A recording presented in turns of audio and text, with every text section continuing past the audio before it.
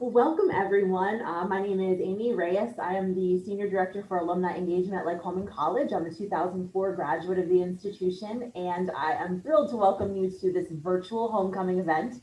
The weekend certainly looks a little different from how it is in the past, but we are so glad to be able to gather together in any way, shape, or form to celebrate our affinity for this great place.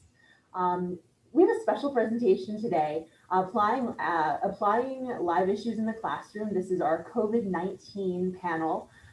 We conceived of applying live issues in the classroom earlier this summer and decided that it would be wonderful to get faculty members together on panels to discuss things that are happening in the world right now. In a perfect world, we will do this year in, year out in person at a lecture hall somewhere on campus. And the topics will vary depending on what's going on in the world at that time. But we're certainly glad to have you here for our first ever weekend of issues in the classroom. Um, Today, we're going to be with Betty McCall, Jeff Newman, Sarah Holstein, and Micah Kurtz, who represent sociology, biology, psychology, and economics to give us different perspectives on the COVID-19 pandemic from their area of expertise. Um, Format for this is going to be that each person is going to share a little bit about themselves and about how their research, teaching, world intersects with COVID-19. And then we will move into a question and answer portion. The way that this can be most engaging is if you ask questions that you'd like for the panelists to discuss. And so in order to do that, we would ask that you use the Q&A button that is toward the bottom of your screen. You can simply chat us your questions and then we will review them and share them with the group for answer. Um, Other than that, we just hope that this is a really engaging topic. This is something that is going to be recorded, and so we'll include this on the homecoming website sometime next week so that friends who are not with us today can also enjoy hearing from these amazing professionals. So without further ado, I will turn it over to Sarah Holstein so that she can speak to us for a bit. Okay, welcome everyone, and thank you for joining us. So, again, my name is Sarah Holstein. I'm an assistant professor of psychology and co coordinator for our neuroscience major. And so, as I was thinking about kind of what the remarks I wanted to make today, I was just kind of reflecting, I think, from more of a psychological perspective of the impact that definitely COVID has had on all of our lives, and especially our lives here at the college. So, we know a lot about stress. I teach a lot about stress and the impacts of stress in a lot of my classes. And I think that's definitely something that we're seeing right now as we talk about stress effects on working memory, stress effects on attention, on learning and retention. And, I think what is kind of clear right now as we kind of work through um, working in a pandemic is that it has been a kind of 6 month period, 7 month period, whatever it's been now, of kind of a chronic stress for many of us and chronic anxiety. And I think we see that, many of us see that. I know I personally see that in myself as it's harder to kind of pay attention and focus and kind of keep getting the work done. And I definitely know, as I've talked with my students in the classroom, that that's been an issue for them as well, to try to kind of cope with that stress and kind of keep motivated moving forward. So I think, one, I wanted to kind of highlight some of the impacts that's had on our teaching. One of the things I've done in several of my classes, not all the time, I need to do it more often, has been to essentially take a few minutes at the beginning of class to have a little meditative moment, to take a deep breath, to kind of relax and center and focus. And I think that's been something that we found very helpful to just kind of calm the chaos, calm the noise, and center and breathe for a little bit. And that's something that I think I will be hopefully trying to take in my teaching practice, even beyond COVID, of just kind of trying to get the world to calm down for a few minutes and get ourselves kind of in the moment. But beyond that, I think it's really just been, as I've been working with students, acknowledging that it's stressful, acknowledging that we're all kind of under pressure, that we're all experiencing a new way of life that none of us were really prepared for. And so I think, acknowledging it, talking about it, sharing our experiences, and then working together with compassion and empathy to hopefully make this as good of a semester as we can make it has been really kind of one of my focuses. From a research side, I am an animal researcher. I do work on addiction. My research personally has been shut down because of this. It's pretty much impossible in my research to maintain social distancing. And so for our health and safety, as well as the health and safety of our animals, we've shut down our research for right now. But, I think what's been interesting as an addiction researcher has been to see kind of what this pandemic has done within my research area. We definitely do see increases in drug and alcohol use, especially with stress, and as this has been continuing on. And so while we're right now kind of shut down with our research, that hasn't really shut down kind of the research interests that I've been looking into. So I'm looking forward as an addictions researcher to see kind of how this continues to play out, and how we can kind of address these issues of drug and alcohol use, especially as people have been stuck at home, as people have been unemployed, and what kind of impact that's going to have long term.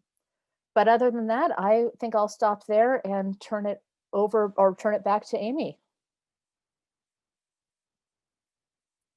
Amy, you're on mute. Thank you. I'm going to go ahead and turn it over to Micah Kurtz. Hi, I'm Micah Kurtz. I'm in the economics department here at Lycoming College. As Sarah was talking about taking a moment at the beginning of her classes to center the students, I was thinking about what I do at the beginning of my classes, which is have a quiz, which is probably one of the less or more stressful things that the students will do during my class. So maybe I ought to rethink the order of my instruction. My research is in education economics and hasn't fortunately been shut down because most of my research is done sitting in front of a computer, not talking to anyone. But one of the things that we often see when we have a recession, which when I think about the pandemic, since I'm an economist, the thing that I see is that we went into a recession very quickly. And one of the things that we often see is that people go to school when there's a recession, when it's harder to find jobs.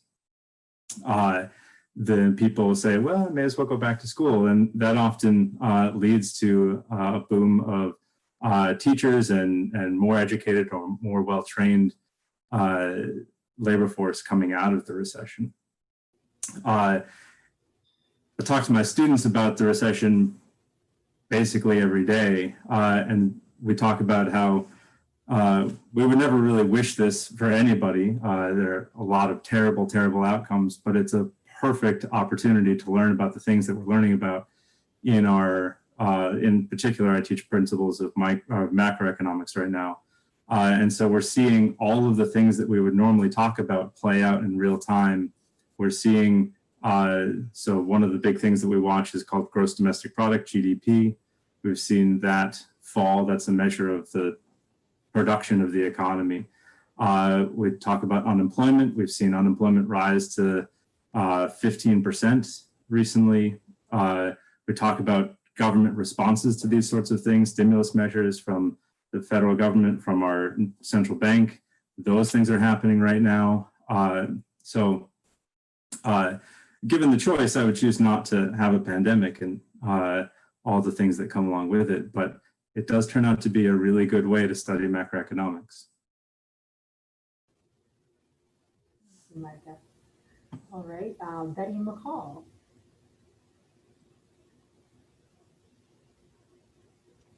Hi, thanks for joining us. I'm Betty McCall and I'm in sociology. And like Micah, I am doing a lot of application of the pandemic in my classes. And I was trying to pick out a few things, so I'm probably going to cover too much, and I apologize for that. But if you want any clarification, just let me know. So I teach theory. This semester we're teaching theory, and so there's a lot of application with theory. There's a very famous sociologist. He's a symbolic interactionist by the name of Irving Goffman. You might be familiar with him. He did a lot of work on stigma, social stigma.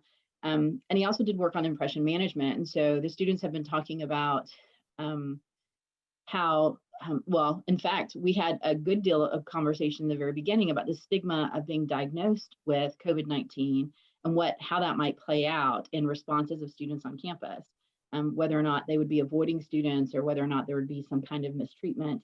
We haven't seen that happen at all, but to have that discussion about stigma and diagnosis was really important, and that's a strong connection to a sociologist. He also talks a lot about impression management, and I think we're all doing it now on a scale 1,000% higher than what we used to, or than what we were a year ago. It's very common for us when people say, "How are you doing?" We say, "Fine," and now our conversations coming out, "All right, I'm doing all right."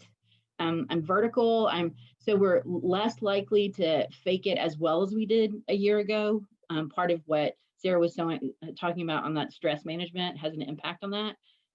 But also, there's so many things going on currently that navigating all of those stressors, it might kind of diminish our ability for impression management in ways that it didn't before.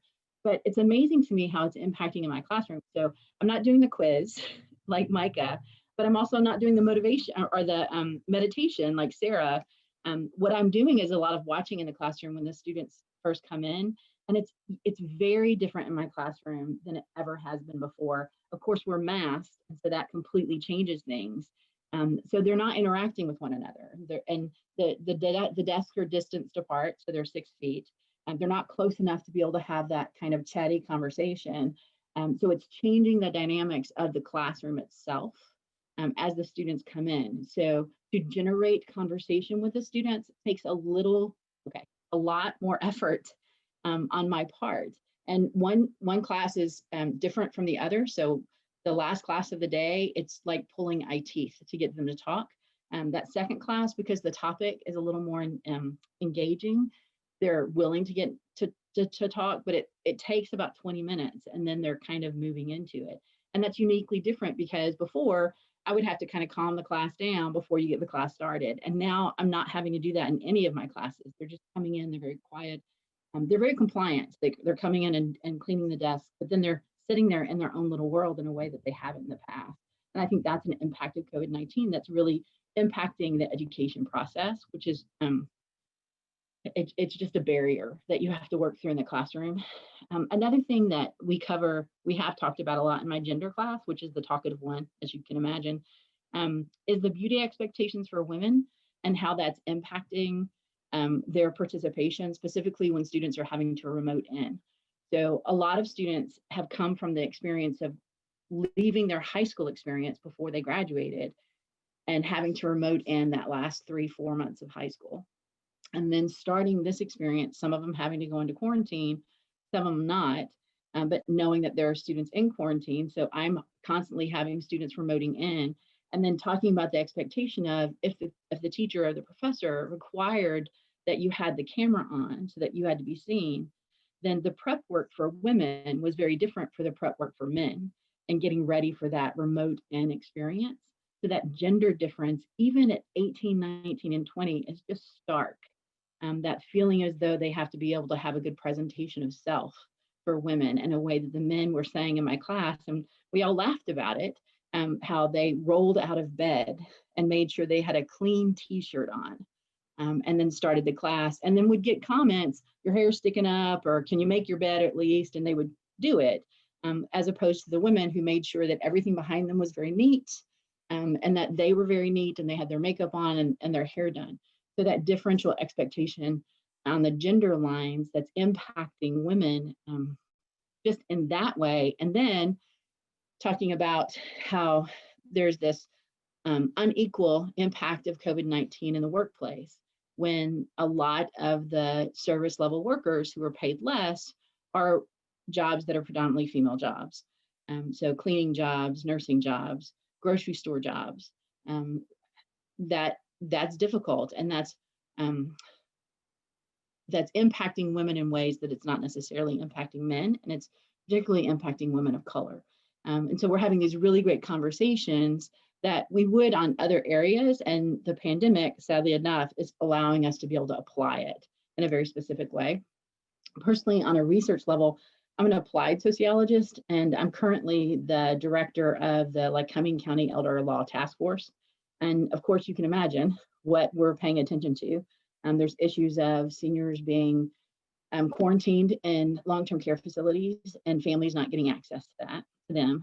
And so there's that issue. And then there's issues that Sarah alluded to on drug and addiction, where family caregivers are taking care of seniors at home and having access to be able to get in touch with those seniors in ways to make sure that they're protected. So that it's very active, and it's an ongoing process. Yeah, so that's what I'm doing. And if you have any questions, I have more. Sociology is really interesting during this time. Thanks. Thank you, Betty. All right, we're gonna spotlight Jeff here. Hi, Jeff. Hello, everybody. So my name's Jeff Newman. I'm in the biology department, and among the courses that I taught, or the two courses that I taught last semester, so in the spring, when all this started, were public health and microbiology. So of course, we had a lot to talk about, and in fact, in the public health course, which is for non-science majors, we started seeing these cases popping up and the news stories coming out of China about this disease. And actually the first exam we had in that course, we were looking at, we had covered epidemiology during that first unit of the course. And so we were looking at the number of cases each day coming out of China. And so then I had the students extrapolate, okay, well, if we see this many in this pattern over the last week, how many will be diagnosed tomorrow and the next day, and extend that out. And so this was back at the end of January. We were already talking about it. And then we had plenty to talk about throughout the entire semester. And then in the microbiology course, when we got to the unit, the week that we spend on viruses, we went through just all the usual basics, but then essentially added an extra day on COVID-19. This semester, it's been interesting now that we're in person, but having to take a lot of measures to prevent transmission of infectious disease. Betty had mentioned that there were a number of students remoting in consistently. So this semester I've been teaching Introduction to Biology, so Bio 110, and that has about 40 students in it. And so given the size of the course, I've had a number of students that have been in quarantine for various lengths of time. And so as a result, there's a lot more technology, and it was interesting to hear the discussion of ways that can sort of decrease the amount of stress among the students at the beginning of class. And I know for myself, I find it stressful just getting all the technology up, getting connected with the students, making sure I can hear the remote students, they can hear me. And so that's certainly been a challenge. And then what we've done for most of our courses is we've moved the courses from where we would normally teach them, rooms that we would normally teach them, into larger spaces so that the students can be more spread out. But we can't do that in the biology lab. The biology lab can only be done in that lab, and we only have so much space. So they're adapting to current conditions has been a challenge. We basically had to split them up into different groups. So it's been a little bit crazy. And this semester, actually, in terms of content, I haven't really been able to use the pandemic really as for many examples so far. But one of the things that I wanted to talk about a little bit especially given some of the most recent diagnoses, has been some of the new treatments. So of course, President Trump has access to the best treatments that are out there. So seeing what he's being treated with gives you an example of what's out there. And so I've kind of researched those a little bit. And I know, for example, so yesterday, which was Friday and sort of the day that all this was announced, it was mentioned that he was receiving monoclonal antibodies from Regeneron. And it's actually a double antibody cocktail. And the way these monoclonal antibodies are made, so they're produced in relatively large scale, but they're made in mice that have been genetically engineered to make antibodies that are essentially identical to human antibodies. So this way, those antibodies aren't going to be recognized as foreign and be rejected as being, oh, this is a mouse protein. So that's been, I think, very interesting. And we've actually had some alumni from my laboratory, in fact, that have worked at Regeneron, which has been interesting. I'm not sure, I don't think they worked on kind of the humanized monoclonal antibody project there. But that's one of the therapies that he's received. And the idea is these antibodies will bind to the virus and prevent that virus from being able to infect new cells. So over the course of this infection, or since he was initially infected, and this would apply, of course, to anybody who's infected, the virus gets into cells and replicates or copies itself and produces new virus. And then those new viruses are released from the cells and they infect more cells. And so the amount of virus will continue to increase. And so what that therapy, the monoclonal antibody therapy, does is it prevents the virus that's been newly produced from infecting more cells. And then just this morning, it was announced that he had received treatment with remdesivir. And remdesivir is similar to treatments they use for treating HIV/AIDS, in that it blocks the virus from being able to reproduce. So it's going to stop the cells that are already infected from producing new viruses. So this combination therapy is essentially stopping the new viruses from being produced inside the cells. And then for any virus that is circulating, it's preventing those viruses from being able to infect more cells. And that's very much the way a lot of the HIV treatments work. And so it's a similar two-pronged approach. So I thought that was particularly interesting. So if you have more questions about the biology or any of the details on that, feel free to let me know. But that's sort of what has jumped out at me for the last few days. Beautiful. Well, thank you everyone for sharing such amazing overviews on how this is intersecting with your work. To pick up a little more on the biology of this and maybe the prevention, a vaccine. Can you talk a little about how that might, where you think that's headed, how that affects both the science of this, but also the sociology, the access, the economics of a vaccine? Could you all kind of talk about how a vaccine interfaces with this disease? Should I start with the biology? Okay, so the vaccines that are out there, there are actually 4 of them in phase 3 trials here in the United States. So phase 1 is very small, usually fewer than 50 healthy individuals would get it, just to make sure there are no major side effects. Phase 2 is a little larger, usually 1 to 200. Then phase 3 is many thousands of people would receive the vaccine. And in that case, they're looking for effectiveness or efficacy of the vaccine. And so you'll have these vaccine trials are randomized, double blind. So the researchers don't know whether or not a particular patient received the placebo or the actual vaccine.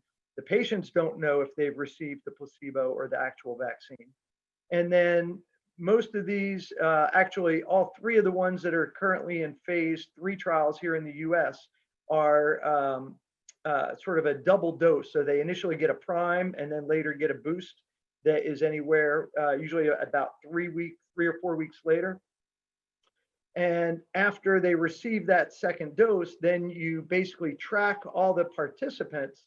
And at some point, once there are a certain number of cases, let's say if you have 30,000 participants, once of that 30,000 participants in the trial, there are maybe 300 cases of COVID-19, the actual disease, then they will unmask the trial and look to see who got the vaccine and who got the placebo. And so then you can look at the statistics to see if significantly fewer people who received the vaccine have the disease, and then, you know, the opposite of that, more people, or a higher percentage of people who did not get the vaccine, who got the placebo, actually got the disease. And then one can calculate the effectiveness of the vaccine. So how much did having the actual vaccine reduce the likelihood that a person would get the disease?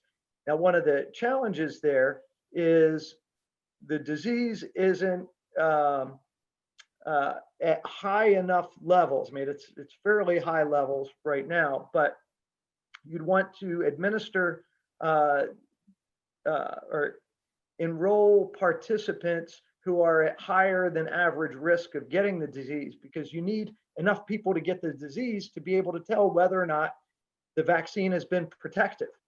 And so that's sort of the challenge. We just have to wait for enough of the participants to get the disease for them to then unmask the data to see who got vaccine and who got placebo. So to right on that kind of coattail, one of the problems then is we know that populations that are at high risk include populations of color. We also know, research has shown us that populations of color are much more reticent to participate in medical trials. There's a history to that that's connected to biology and sociology and psychology strongly. So getting them and encouraging them to be participants in those trials is going to be difficult, particularly in our given climate of what's going on with populations of color currently outside of the pandemic as well. So there's an issue of trust.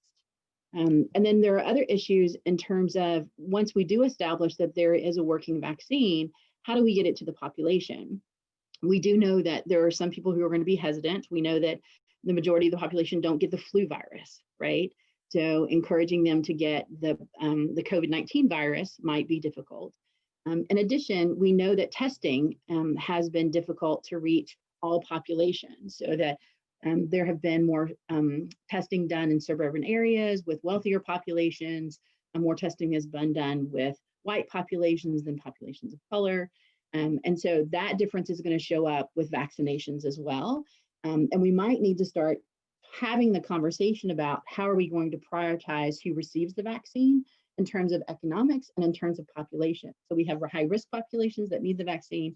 We also have age populations that need the vaccine, which is going to lead to a great discussion, which we've had in my gerontology class this semester, of when a vaccine comes out, are we going to vaccinate those over the age of 70?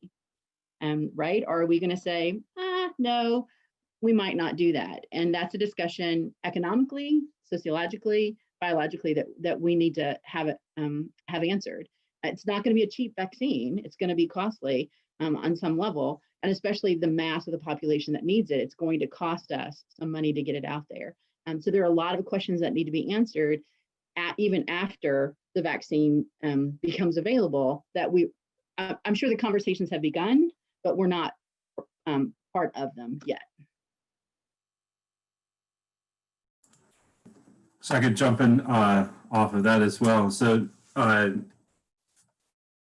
I think that, you know, in terms of the economics of what we're going through right now, that there's the health side of the pandemic, but then you know, the employment side, you know, how our economy is doing side. And I think, you know, amongst the economists that I've talked to and have seen discussing this, there's really no thought that the economy is coming back, jobs are coming back until there's a full-scale vaccine. So we've seen the economy bounce back slightly, or at least we're projecting for the third quarter that production will increase, unemployment will decrease. But so long as we still have, the social distancing orders in place, so long as we still have a number of types of businesses that are either operating at partial capacity or completely shut down, then we're really not coming back, to whatever normal looks like in the future until there's a vaccine, because the methods that we have for dealing with it, the social distancing and things like that, are causing there to be less economic activity overall. So just to give you some numbers, the economic activity, which we measure by real GDP, gross domestic product, fell. So it fell by about 10% in 2020. So like the overall size of our economy shrank by 10%. And to put that in perspective, that happened over 2 quarters, so 6 months.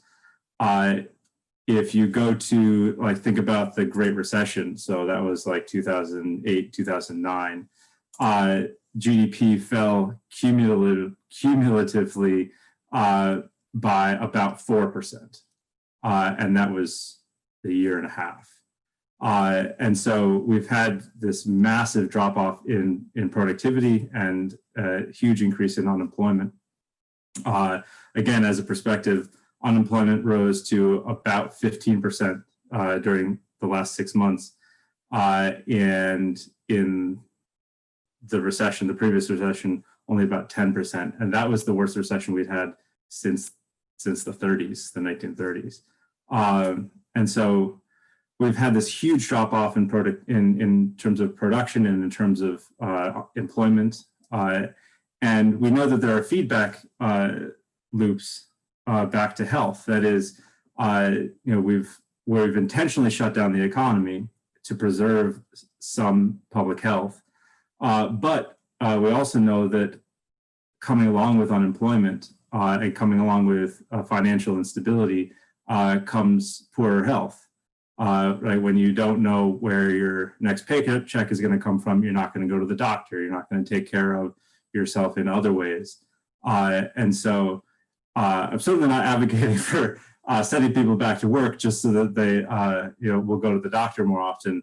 But there's kind of this tension between the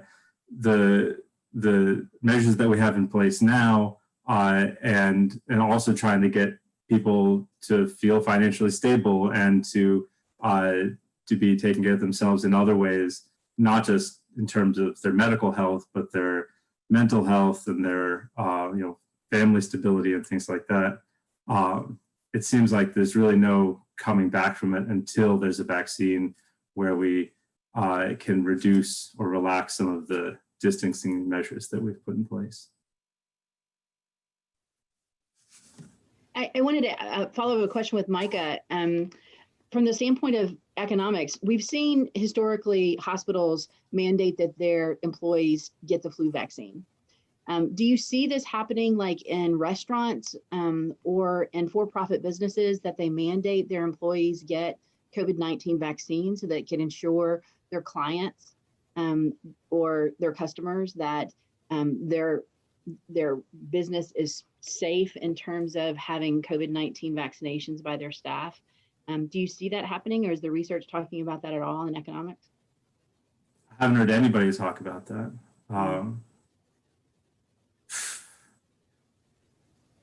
This is not my economics opinion, but my feeling is that would not go over well. I know. Just in terms of us as Americans don't like to be told what to do, particularly when it comes to health decisions. And so I I'd be surprised if that happens, but that's not informed by anything. That's just it's my gut reaction. Thanks. Micah, a follow-up question as well. What sectors of the economy do you think are going to recover the most quickly from this? And then which do you think are going to lag the most?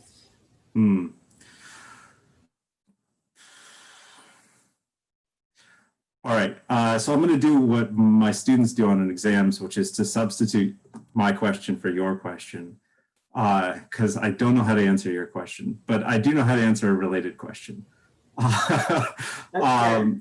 which is which segments have been particularly hurt in the recent recession. And so if you look at, I was talking about the unemployment rate before, and the overall unemployment rate had risen to about 15% in the most recent recession. But if you look at just the unemployment rate for white workers, sorry, did I get that right? Yeah. The unemployment rate for white workers was around that 14%, but if you looked at Black workers, it was more like 17 or 18%. Now, the contrast to that is typically the gap between white workers and Black workers is about 2 times. That is, the unemployment rate for Black workers is usually twice that for white workers. And we've seen that fall considerably. Oh, here's my daughter. Thank you. You want to say hi? You say hi? Do you need something? No? Okay. Can you go back to your show? Okay. She brought me a snack.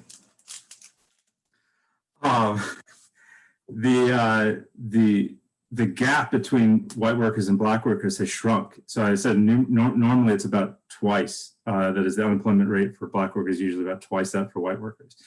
And we've seen that fall to only about 14% more, 15% more. And so you'd think that's a good thing. If that's all you saw, you'd think that was a good thing. But in fact, the reason that we've seen it is that the unemployment rate for Black workers has not moved very much because disproportionately, they have been working jobs that have been deemed as quote unquote essential or have been otherwise unable to take a break from working as disproportionately white workers have been able to do. And so we've seen the unemployment rate for white workers rise considerably, and we haven't seen it rise for Black workers very much. And so that's caused the gap to decrease, but not really for the reason that you would want the gap to decrease. And so as things improve, I would think that that's going to kind of unfold itself back to how things had been before, which is white workers will go back to work and the unemployment rate will probably fall, but probably not so much for Black workers, mostly because the ability for them to distance themselves from employment was limited to begin with. So I don't know so much about what sectors. I mean, certainly the sectors that have been hurt, like service sectors, are ones that are going to come back just because they were the ones that were harmed in particular, things like restaurants and bars and things like that. And airline travel or travel in general, I suppose. But I think at least more interesting for me has been the demographics of who's been harmed. Right, for instance, like I have a very stable job that I can do remotely if I need to, and have done remotely a lot, and that's not true for a lot of people. And I think we've seen a big divide, not just racially but socioeconomically. That there are some people who have basically been unharmed by this, and other people who have had their lives turned totally upside down. Micah, can I pop in? And this is a question for you and for Betty. So I was watching the news this morning, and I'd like to pretend that's normally what I do on my Saturday mornings. But it was what I did this morning. And I think the latest statistic was about 800,000 working mothers were leaving the job sector or had recently left the job sector, most likely for taking care of children, homeschooling, all those kind of things. So we've talked about kind of the racial divide and in terms of unemployment, socioeconomic divide, but I would love to hear your guys' opinion on the gender divide too, and the long-term consequences of essentially women being more dramatically, especially working mothers being more dramatically hit by this.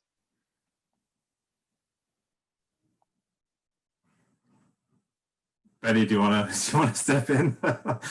Yeah, so we actually covered this a little bit in my gender class recently, talking about when women are much more likely to work in the service industry and the kind of the jobs that they have, or are the ones that, like Micah was talking to, either you didn't have the chance to leave it because you're the cleaning crew at a hospital, or you work at a grocery store and you weren't, you can't do that from home. So you had to stay in your job, or there are jobs like airline attendants, flight attendants, who are now being let go, right? Because the travel industry has let go a significant number of personnel, and they are going to start with those inconsequential, if we want to use that terrible word, workers that they deem as they can get them back much more quickly into the marketplace if they have to let them go. So that's one of the issues. The other issue is exactly what you were saying, Sarah. We have this gender expectation of gender roles that if someone is going to stay home to take care of children or to take care of the elderly, it's going to typically be the mother, the sister, the wife, and that role then falls onto women, and they're having to make choices. And if your choice now, you have to take care of that child who doesn't have a program to go to after school, either because you can't afford it or there's not one available in your community, or because you feel as though that's a high risk to your family and it's in the best interest of the family to have those children stay at home, then the woman is going to be relegated to take care of those children at home. And that has been a heavy impact on women in the workforce, living in the workforce, which means that when they return, they've lost 6, 9, 12 months into the time that they have in that workspace. And so that's going to impact raises. It's going to impact, things like well, I think academically, most people don't think, but vacations, any kind of promotions that you might be able to get in your job, and that puts them behind in that sense. And that's a heavy hit for women. And then when you talk about, if you do the intersectionality and think about women of color, who are much more likely, if they're Black or Asian, Black or Hispanic, to be in those lower paid jobs, they're getting hit even more heavily than white women. So it's a terrible trickle down effect of the pandemic on women and women of color. Since you had asked me, I think Betty's answer is going to be much better than my answer, but I can back up Betty's answer. I just quickly broke down the unemployment data by between men and women, and the unemployment rate for men was around 12% and around 16% for women. When typically they actually track pretty well with each other.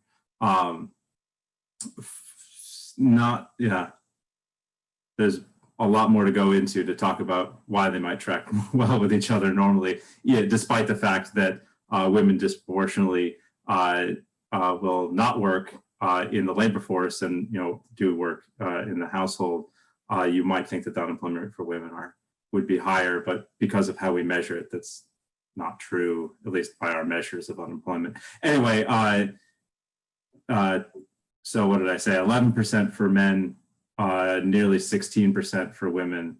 And so it seems like the second half of Betty's answer is really borne out in the data. That is, the kids are home from school, need somebody to take care of them. Who's that person going to be? Disproportionately, it's the mother. And there are a number of consequences, as Betty just said, to those sorts of choices, if you can even call them choices. Yeah. Well, and I would even say, if I'm not as quick on the data mining as Micah is, you can tell he does a lot of work on the computer. I mean, the fact that he could pull it up so fast. But if we looked at the data on women across race, my guess, and I may be completely wrong here, but my guess is if we looked at white women and white men, that unemployment rate would be closer. So the gap would be less for whites than it would be. I'm sorry, it would be greater for whites than it would be for women of color, because women of color have to work in ways that white women may not have to work, because that dual income of white men bring in more pay. And so populations of color desperately need that second wage in a way that white populations don't need that second wage.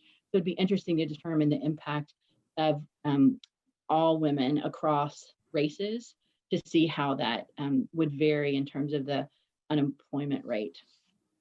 I kind of want to know, Micah, if you had that data, but I also don't want to be proven wrong. So I don't know if you want you to look it up or not. I will say there are some things I have easy access to and other things that I don't. Yeah. And breaking it down both by gender and by race is not something I have super quick access to. So that's a shame. This question is probably for Jeff the most, but others can pop in as well. What else do we need to know about these kinds of viruses and our response to them that can help us mitigate situations like this in the future? What should we know in our daily lives as we move forward to try to keep this from happening again? Okay, well, boy, that's a big question. I'll go right to the essentially original source where this came from, a bat, basically as a spillover event. Bats have a lot of these viruses in this particular family, and maybe it came through a pangolin, from a bat to a pangolin to a human. We don't really know that, but there are a lot of these coronaviruses in bats. So ultimately, it came from a bat, maybe through an intermediate host. And as human populations are spreading into more areas, you have habitat destruction, you have more interaction between humans and animals, you have these spillover events where we're being more likely to be exposed to these viruses.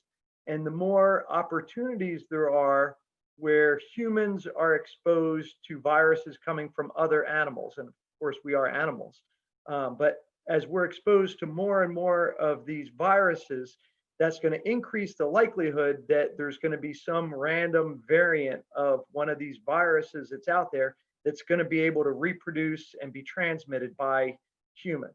So, not that we can really do a whole lot about that other than trying to decrease our interaction, this around the world with wild animals and wet markets and all that kind of thing. So that's part of it. But one thing I do want to say, as far as getting through this pandemic is as the vaccines are eventually approved and we find some that are somewhat effective, we don't know how effective they're going to be. They need to be at least 50% effective in order to be approved by the FDA. But let's say if you get a vaccine that's 70% effective and it's approved, when we talk about effective, the focus is on decreasing the extent of disease. So there are already a lot of asymptomatic carriers out there.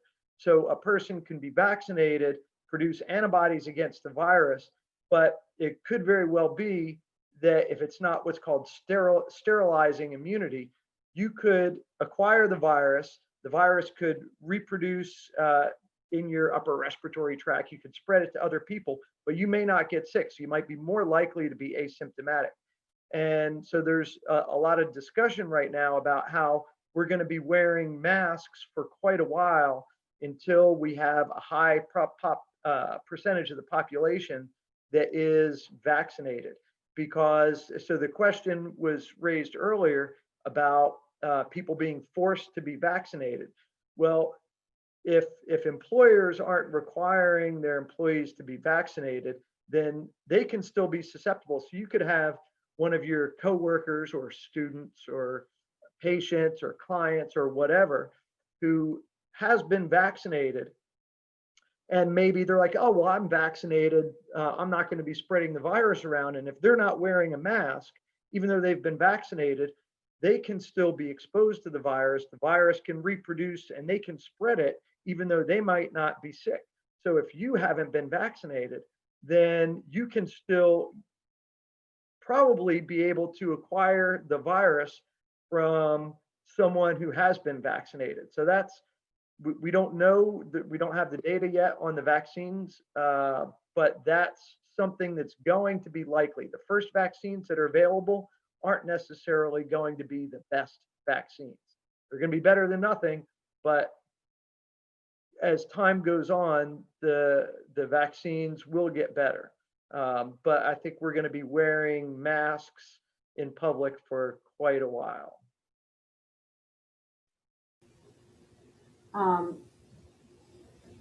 Parting words of wisdom for us as you think about COVID-19 pandemic and our lives that can relate to something on campus, off campus, words of wisdom.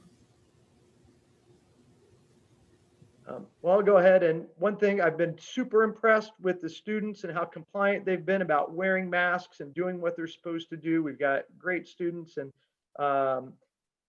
you alumni out there can be proud of what the students on campus are doing. Last I checked, we didn't have any active cases on campus, and we've had a remarkably low number of cases.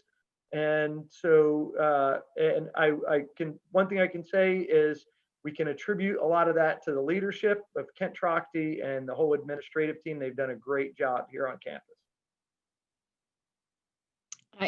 I would second that. I think the preparation of us being able to return to campus and do face-to-face was remarkable. And the students have been amazing to me. And I think my takeaway just in the last 7 weeks of classes has been, we always talk about how kids are malleable, you know, kids can adapt, kids can adjust. But, you know, we have 18, 19, 20-year-olds on this campus, and they're behaving malleably. They've been quite amazing. And one of the things that we continually say in my class is this is just a moment in time. It's just a moment in time. And at some point we'll reflect back on this and talk about how unique it was and how it kind of drove some things, but it's just a moment in time, and it's just a season, and we can get through this season. We can get through this season. There have been worse seasons. We can get through this season.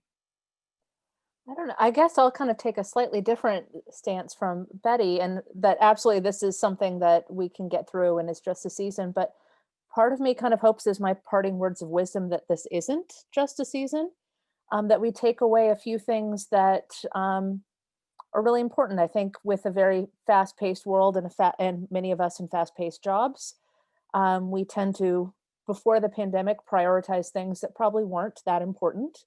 I hope we come out of this with a kind of reflection of what is important. That work is not everything. Being with your family, being with your kids, being with your loved ones is. The beauty of a walk in the evening, the beauty of peace and serenity. And so I hope that in many ways we recover and we kind of move back, but I think in many ways too, I hope we kind of look back at this reflectively.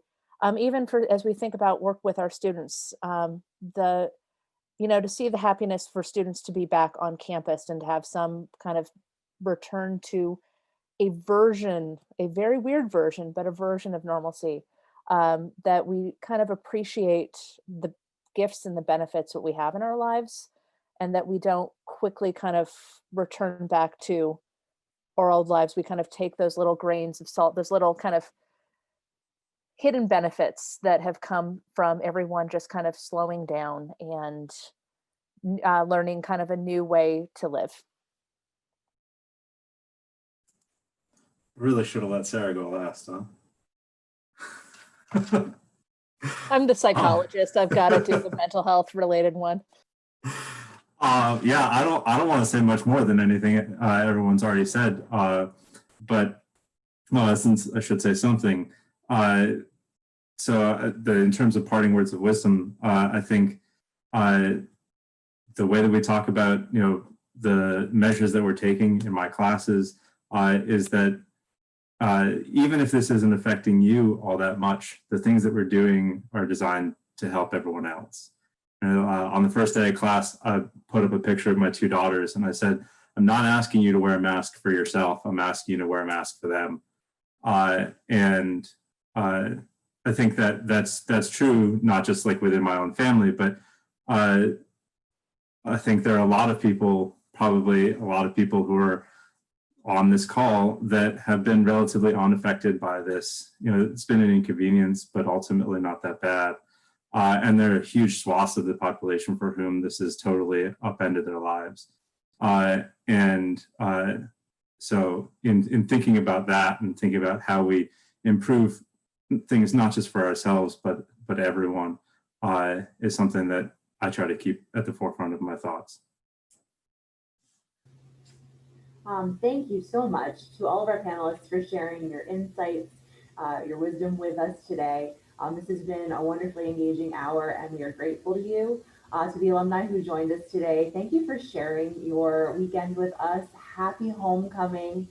We look forward to seeing you again in person soon. But until then, one of our takeaways in the alumni office has been that we've come up with some good and creative ways to continue to engage with people who want to be connected to the college, and we'll continue for a long time to implement virtual events as part of our strategy, because it's something that has good staying power and that we look forward to keeping around for a long time. But again, can't wait to see you in person, hopefully soon. Thank you so much to everyone today, and enjoy the rest of the afternoon. Take care. Thank you. It's good seeing y'all. Thank you. Right.